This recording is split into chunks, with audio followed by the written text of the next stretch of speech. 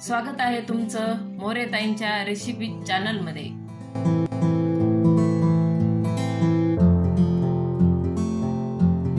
चला तर मग व्हिडिओमध्ये पुढे जाण्याआधी बेल आयकॉन दाबून चॅनलला सबस्क्राइब करा आणि सुरू करा मोरेताईंसोबत आजची ही चवदार रेसिपी बनवायला।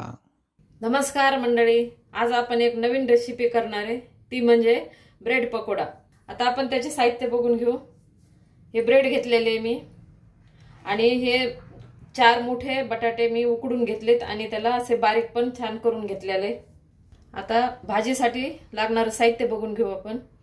हे जिरे घेतले 1 चमचा, थोडे कुटून घेतलेत, धने पण कुटून घेतलेत, कोथिंबीर घेतली, बडीशेप पण कुटून घेतलेली आणि तिखट आणि थोडीशी हळद, चवीनुसार मीठ आणि थोडं आमचूर पावडर आणि हे डाळीचं पीठ 1 वाटी घेतलेले मी। आपण तेल ठेवलेले कढईमध्ये गरम करायला। तेल गरम झाले, आता आपण जिरे टाकून घेऊ। कमी गॅस केला, धने टाकून घेऊ आणि बडीशेप थोडं जाड जाड कुटलेले, याला चांगलं थोडं परतून घेऊ, करपू द्यायचं नाही।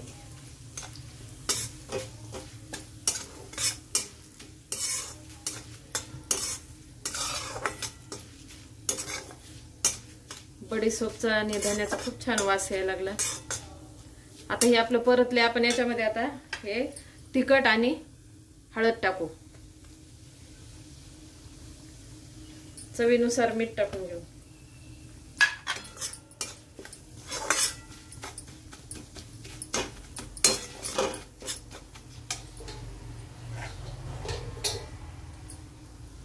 आता हा बटाटा आपण टाकून घेऊ बारीक केलेला।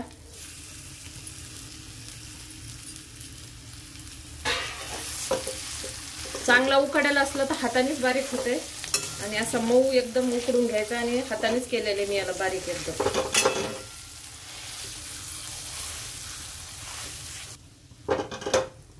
पूर्ण आपलं हे एकजीव झालेलं आहे, असं दाबू दाबू एकजीव करून घ्यायचं। आता आपण याच्यावर कोथिंबीर टाकून घेऊ।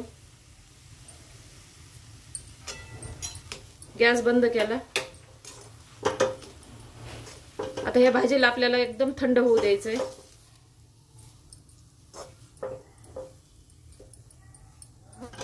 थंड होऊ देऊ भाजीला।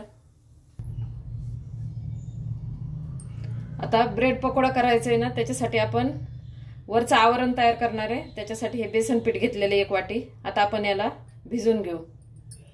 तर त्याच्यामध्ये ना थोडंसं मीठ, थोडी लाल तिखट आणि थोडी किंचित हळद टाकली, ती टाकून घेऊ।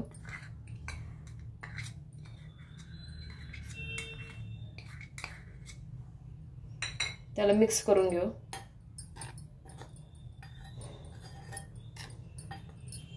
आता मिक्स झालंय, आपण थोडंसं पाणी टाकून घेऊ। थोडं थोडं पाणी करून आपण याला भिजवणार आहे। आपलं पीठ भिजून झालेलं आहे, हे अशा पद्धतीने भिजवलं। पीठ भिजवलेलं आहे मी, आता पूर्ण झालंय याचं भिजवून। आणि हे पहा असं चमच्याला राहिलं पाहिजे असं भिजवलं। जास्त घट्ट नाही आणि जास्त पातळ पण नाही। याची पकोड्याचं ना जास्त कवर जर जाडसर असलं ना तर तोटरा बसल्यासारखं होतंय। थोडंसं मीडियम घ्यायचं, घट्ट नाही जास्त भिजवायचं। आता आपण याला 10 मिनिटं भिजवायला ठेवू। आता आपण पीठ आपलं भिजेपर्यंत ना ब्रेडचे काप करून ठेवणार आहे। याचं तुम्हाला जसा शेप पाहिजे तसा घ्या, चौकोनी पण घेऊ शकता किंवा असे पण कापू शकता। असे मधोमध बी चौकोनी पण केले तरी चालते, पण पकोडा शक्यतो असा असला ना छान दिसतो आणि असाच असतो। तर असे कापले मी, आता राहिलेले कापून घेते। भाजी आपली थंड झालेली। आता आपण ना आमचूर पावडर राहिलं होतं ते टाकून घेऊ आणि आता परत याला मिक्स करून घेऊ।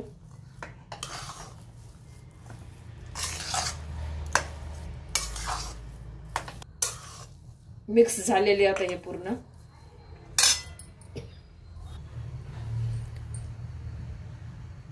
मी ही हिरवी चटणी तयार करून आधीच ठेवलेली, आधी मध्ये पकोडा हे सगळं साहित्य जमा करायच्या आधी आपण काय टाकलेलं, 2 हिरवी मिरची टाकली, लसूण टाकलाय, कोथिंबीर आणि पुदिना.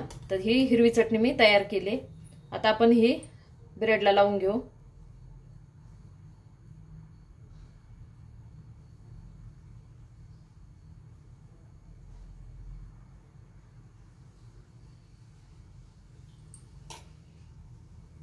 चटणी लावून घेतली. आता बटाट्याची भाजी आपण लावून घेऊ. चमच्याने लावा किंवा अशी हाताने लावा.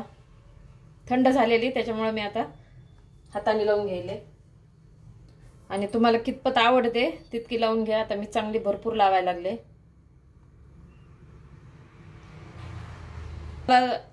याला टोमॅटो सॉस पण लावू शकता तुम्ही. मी काही लावला नाही, तुम्ही लावू शकता.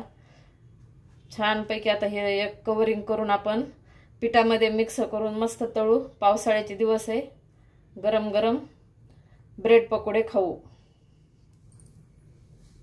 आता ही आपली चटणी लावून झालेली आहे.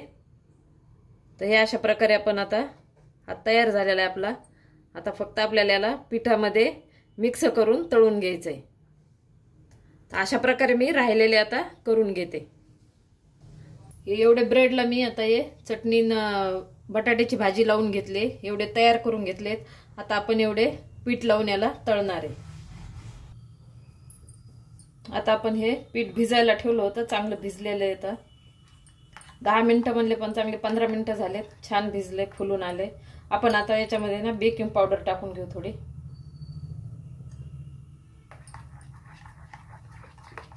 सोड्याच्या ऐवजी काय करायचं, बेकिंग पावडर टाकायची. तेलकट होत नाही, सोड्याने थोडंसं तेलकट होते. आता आपण पकोड्याला ब्रेडला आपण आता पीठ लावून घेऊ. असं आता हातानेच टाकते मी.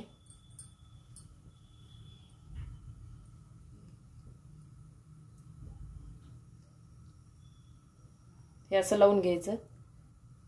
असं जास्त घट्ट नाही आणि जास्त पातळ नाही, म्हणून हे आपण एवढं इथपर्यंत लागण असं कवर पाहिजे, म्हणजे तोटरा बसत नाही खाताना, म्हणजे असं छान लागते खायला.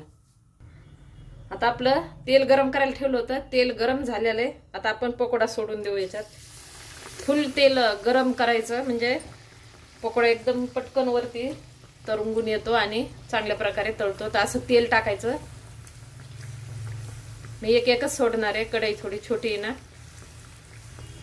आता हे थोडं असं वरून तेल टाकलं ना तर लगेच मग नंतर अशी पलटी मारायची. किती छान कलर आलेला आहे. आणि बेकिंग पावडरने ना काय होते, अजिबात तेलकट होत नाही वडे.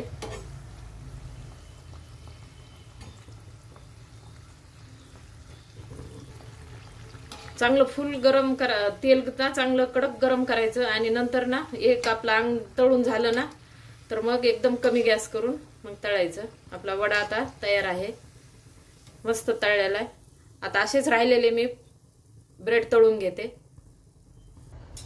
अशा प्रकारे आपले ब्रेड पकोडे तयार आहे. आता एक आपण कापून बघू.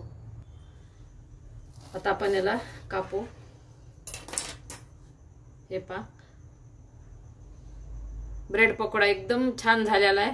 एकदा नक्की ट्राय करा आणि कमेंटमध्ये कळवा. अशा प्रकारे ब्रेड पकोडा रेसिपी तयार आहे. एकदा नक्की ट्राय करा आणि कमेंटमध्ये कळवा. तुम्हाला हा व्हिडिओ आवडला असेल तर लाईक करा आणि अशाच प्रकारच्या चवदार आणि चमचमीत रेसिपीसाठी सबस्क्राईब करा आणि कमेंटमध्ये कळवा तुम्हाला कोणत्या रेसिपीज बघायला आवडतील. पुन्हा भेटूया एका नवीन रेसिपीसह एका नवीन व्हिडिओमध्ये. धन्यवाद.